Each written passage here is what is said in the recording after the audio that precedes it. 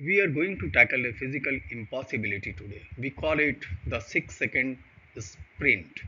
In the time it takes you to take a breath, a gas molecule has already traveled from the tuer to top, somehow performing months worth of the chemical work along the way. Looking at the title slide, you see a vertical beam of light piercing the dark. This represents the central gas column, the primary artery of our process. By the end of this session, you will gain three specific deliverables. First, an engineering understanding of the velocity differential that allows the furnace to breathe. Second, the mechanics of the coke slit hydraulic pump. And third, the strategy to win the thermal tug of war between direct and indirect reduction. We are demystifying the mechanical paradox of high efficiency iron making. If you want to push your productivity limits, you have to understand how we manipulate time and space inside the stack. To appreciate the scale of this challenge, we have to look at the massive discrepancy between our gas and our solid.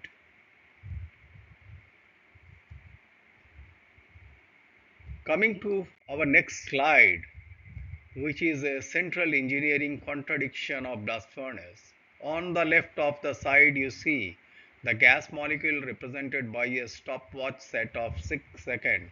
It must travel 22 meters vertically while experiencing a thermal shock from 2200 degrees centigrade down to 150 degrees centigrade. On the right, look at the ferrous burden shown as a heavy piece of iron ore. It operates on a calendar, taking 5 to 8 hours to descend and requiring the removal of oxygen from 1600 kilogram of rock for every single ton of hot metal produced. The so what factor is enormous. Is that gas just shot straight up? You would have a zero chemical reduction and a cool hearth. The efficiency of your entire plant depends on how we force that 6 second sprinter to interact with that 8 hour marathon runner. We are not just blowing wind, we are managing a high speed chemical exchange. This exchange is made even more difficult by a physical barrier that threatens to choke the furnace entirely. So, in our next slide, so look at the cross section here between 1200 degrees centigrade and 1400 degrees centigrade. We encounter the cohesive blockage marked by yellow and black hazard tape. At this temperature, your ore begins to soften and melt, transforming from porous rock into a dense, sticky, and completely impermeable semi-liquid wall. Imagine injecting 7,500 cubic meter of gas per minute at the base without a bypass. This wall would cause the furnace to choke, spike the pressure, and cease reduction. The blueprint note at the bottom indicates we must manage a total pressure drop or delta P of around 1.2 bar across the entire height. The operational impact is clear. If you don't engineer a way through this liquid wall, your productivity collapses and your fuel rate spike as the furnace loses its ability to breathe.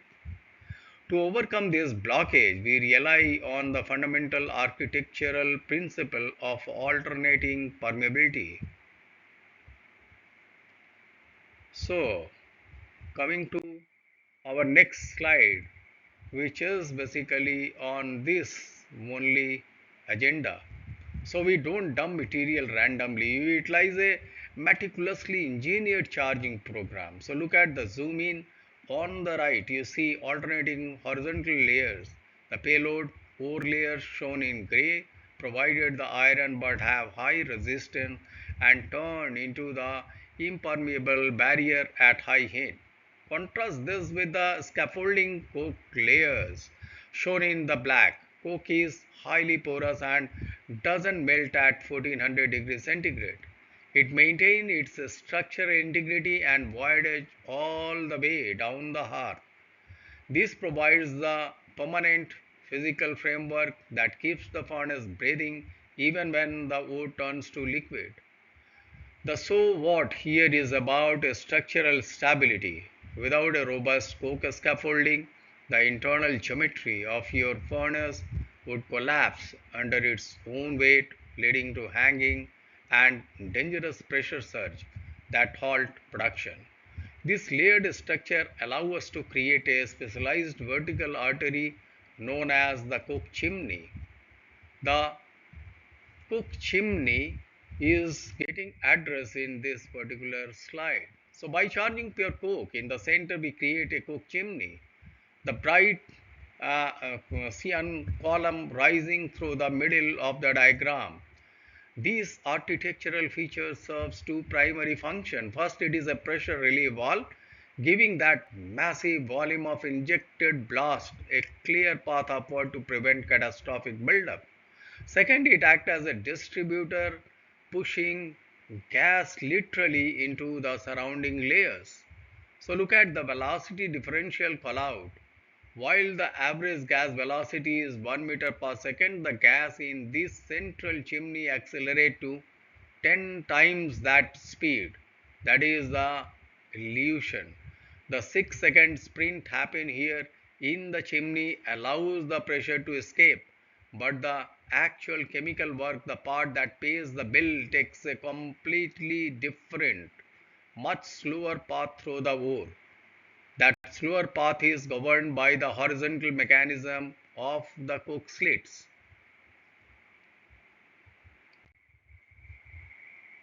As you can see, the coke slits, and this is where the real magic happens. When ascending gas hits the impermeable cohesive zone, it blocks vertically and violently redirected horizontally. So follow the this orange arrow on the slide as they weave through the coke slits or gas window. This is driven by the dedicated pressure difference of just 0.03 to 0.04 bar between sequential coke layer. So this small delta P act as a hydraulic pump forcing the gas laterally. The so what factor is the outcome. By abandoning its vertical spirit, the gas is forced into a horizontal layer. So these drastically indicate the physical contact time with the surrounding ore. Without this coke slit, your gas utilization or ETACO would be non-existent. We are effectively slowing down the chemistry without slowing down the wind volume. To manage this, we must balance the two distinct zones of the radial flow matrix. Coming to the radial flow matrix in the next slide. So this matrix summarizes our operational strategy. On the left, in the cyan column, we have the coke chimney. At the center, its velocity is 10 times the average and its function is pressure stabilization and thermal transport, maintaining a temperature as high as 880 degrees centigrade at the top. On the right, in the pink column, we have the coke slit at the periphery. Here, the gas is deaccelerated to diffuse flow.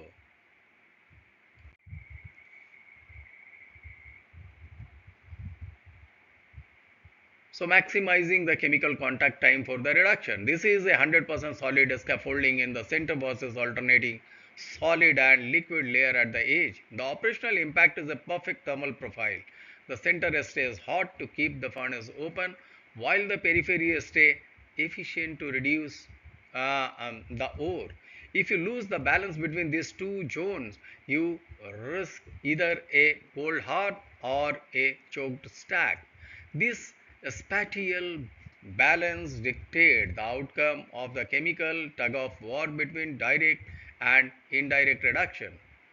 The reduction tug of war, where every ton of iron produces a tug of war between two chemical mechanisms. On the left is a red is direct reduction, the brute force method, It happens in lower furnace above 1200 degrees centigrade where solid carbon directly strip oxygen. It consumes a massive amount of heat and eat your physical core. If you over rely on this, the furnace goes cold in hours. On the right, in blue, is the indirect reduction, the elegant method. This occurs in the upper shaft using CO and hydrogen gas. It's a highly efficient and creates a self-sustaining thermal loop. The so what is simple. The horizontal coke slit are engineered entirely to maximize this right side. Every percentage point you shift from direct to indirect reduction is a direct saving in your fuel rate and an increase in your campaign life. So we can map this entire journey across a single time temperature axis.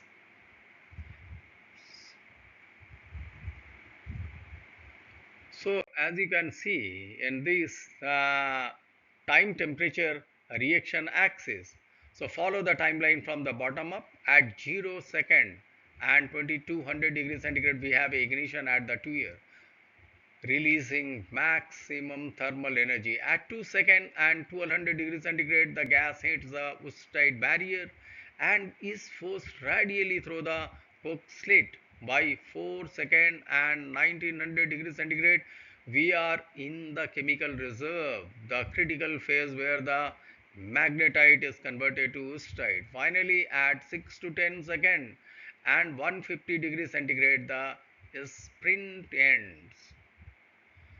The exhaust gas escape as inert nitrogen saturated with CO2 and S2O, having successfully transformed its heat and stripped the oxygen payload.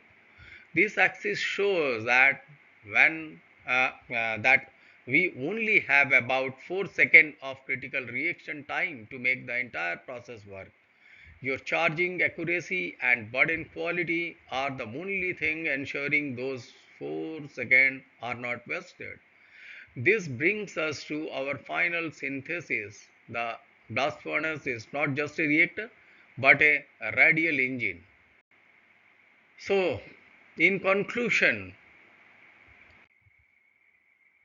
the blast furnace is a mechanical deception. It appears to be a massive vertical reactor, but its efficiency relies entirely on the horizontal flow.